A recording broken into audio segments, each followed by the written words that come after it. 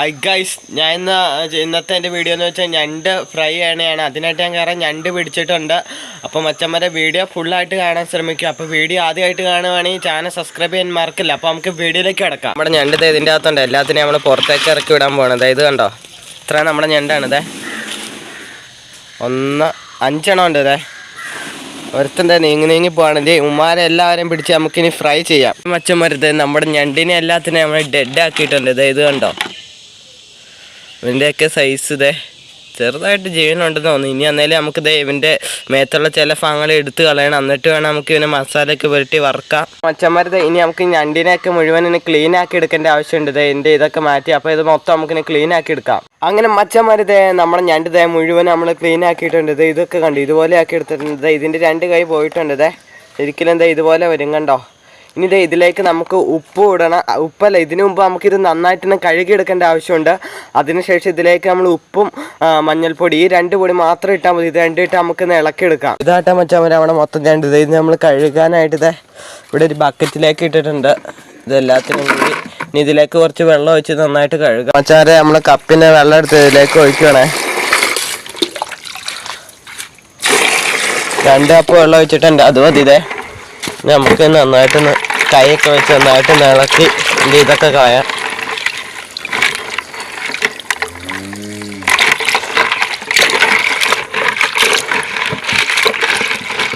2-3 പ്രാവശ്യം വേണേൽ നമുക്ക് കഴുകാട്ടെ. എൻ്റെ ഇത് ശരിക്കും പോകാനായിട്ടേ നന്നായിട്ട് 2-3 പ്രാവശ്യം നമ്മൾ കഴുകി എടുത്തിട്ടുണ്ട്. ഇതിൻ്റെ മണ്ടയിലേക്ക് ആദ്യം നമുക്ക് ഇടേണ്ട ഉപ്പാണ്. 1 സ്പൂൺ ഉപ്പ് ഇട്ടാൽ മതി.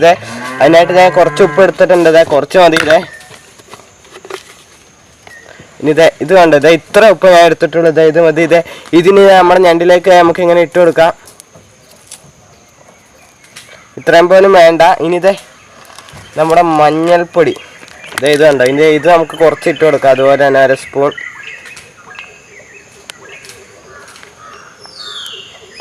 ഇത്ര നമ്മൾ ഇട്ട് സെറ്റാക്കി എടുത്തിട്ടുണ്ട്. ഇത് നമുക്ക് കൈ വെച്ചൊന്ന് നന്നായിട്ട് ഇളക്കി കൊടുക്കാം. ഇത് നന്നായിട്ട് പിടിക്കണം കേട്ടോ ഇതിൻ്റെ ഉള്ളിലൊക്കെ ഈ മസാല എന്ന് പറയാൻ പറ്റത്തില്ല. ഉപ്പും മഞ്ഞൾപ്പൊടി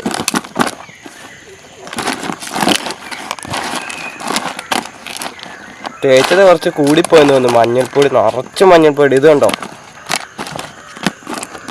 എന്തായാലും ആയി വരാത്ത സെറ്റ് ആയിക്കോളും അല്ലേ. അങ്ങനെ മച്ചാന്മാർ നമ്മളിതൊക്കെ നമ്മൾ സെറ്റാക്കി എടുത്തിട്ടുണ്ട്. ഇത് കണ്ടോ. ഇനി നമുക്ക് ഇതിലേക്ക് ഇത് ഗില്ലാണ് നമ്മൾ ചെയ്യാൻ പോകുന്നത്. അതിനായിട്ട് നമുക്ക് ഇവിടെ ചെറുതായിട്ട് ഒരു അടുപ്പ് കൂട്ടണം.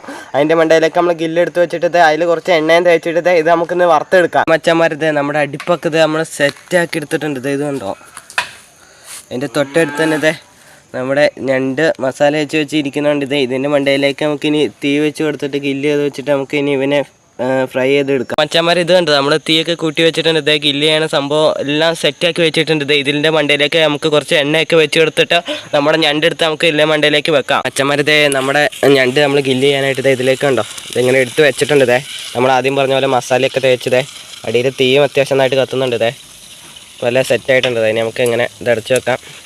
ഇപ്പോൾ നമ്മൾ കുറച്ച് മുമ്പ് എണ്ണ കുറച്ച് ഒഴിച്ചായിരുന്നു. എല്ലാം സെറ്റപ്പ് ആയിട്ടുണ്ട്. കുറച്ച് നമ്മളിവിടെയൊക്കെ എണ്ണ ഒഴിക്കണം. ഇത് ഗില്ല് ചെയ്യാൻ വെക്കാറുണ്ട് കണ്ടോ. അതിൻ്റെ ഇടയ്ക്ക് എൻ്റെ കൈയും പുള്ളി കൈയും ഇതുണ്ട്. ഈ തള്ളവൻ്റെ ഈ ഭാഗമായിട്ട് ശരിക്കും കാണത്തില്ലായിരിക്കും. ഇതിൻ്റെ അടുത്തുനിന്ന് കൈ വെച്ചോ പുള്ളിപ്പോയി. എന്നെ വേനയാണെന്നറിയാമോ. എന്തായാലും കുഴപ്പമില്ല. ഇനി നമ്മുടെ ആ പാത്രത്തിൽ ഇരിക്കണത് കുറച്ച് മഞ്ഞൾപ്പൊടിയുടെ വെള്ളം കണ്ട് അത് നമ്മളിങ്ങനെ ഒഴിച്ചെടുക്കുന്നത്. കുറച്ച് തീയിലേക്കും ചേടിയിട്ടുണ്ട്. എന്തായാലും കുഴപ്പമില്ല. നമ്മൾ ഒഴിച്ചു കൊടുത്തിട്ടുണ്ട്. ഇനി ഇതാവുന്നവരെ നമുക്ക് വെയിറ്റ് ചെയ്ത് നിൽക്കാം.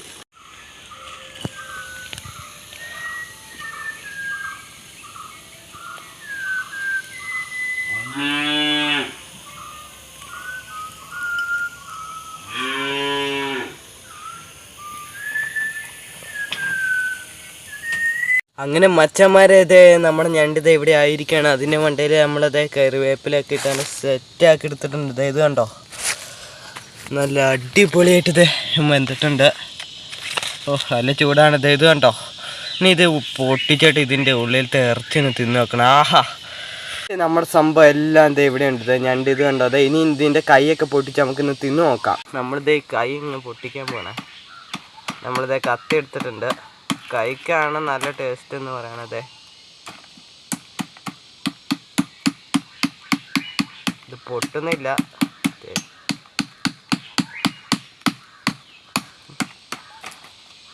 ഇത് അവിടെ പുട്ട് പോലെ പരിവായി ഇറച്ചിത് ഇത് കണ്ടോ, കുറച്ചും കൂടി ഇത് പൊട്ടിക്കാനുണ്ട്.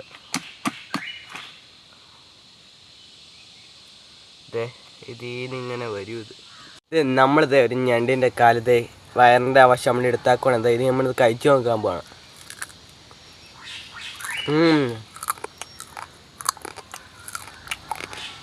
സംഭവം വീഡിയോ കാണുന്ന പോലെ ഇതിൻ്റെ ഒരു രക്ഷ ഇതിൻ്റെ ടേസ്റ്റിന് പറഞ്ഞാൽ അടിപൊളി സംഭവമാണിത്.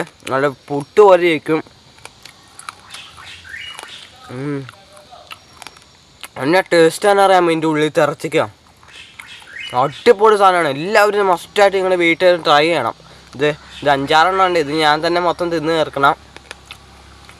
അടിപൊളി സംഭവമാണ്. ഇത്ര നേരം നോക്കിയിരുന്നത് ഞാൻ ഇത്രയും വലിയ ഞണ്ടിൻ്റെ കാലാണ്. ഇത് പൊട്ടിച്ച് നമുക്ക് എൻ്റെ ഉള്ളിൽ തിറച്ചിന് കഴിച്ചു നോക്കാം. ഇത് കണ്ടതേ നമ്മുടെ ആ ഞണ്ടിൻ്റെ വലിയ കഷ്ണം നമ്മൾ തല്ലി പൊളിച്ചിട്ടുണ്ട്. ഉള്ളിൽ ഐസ്ക്രീം പോലെ ഇതേ.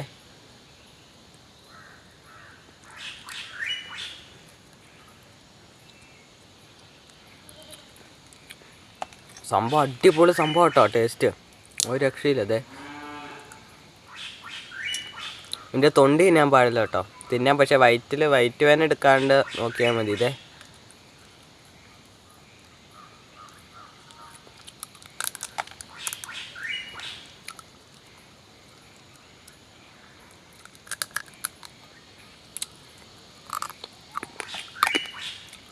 അപ്പോൾ അച്ചാമ്മ സംഭവം അടിപൊളിയാട്ടോ. ഞാൻ ഉണ്ടാക്കിയത് എനിക്ക് ഭയങ്കരമായിട്ട് ഇഷ്ടപ്പെട്ടു ഈ ഞണ്ട്.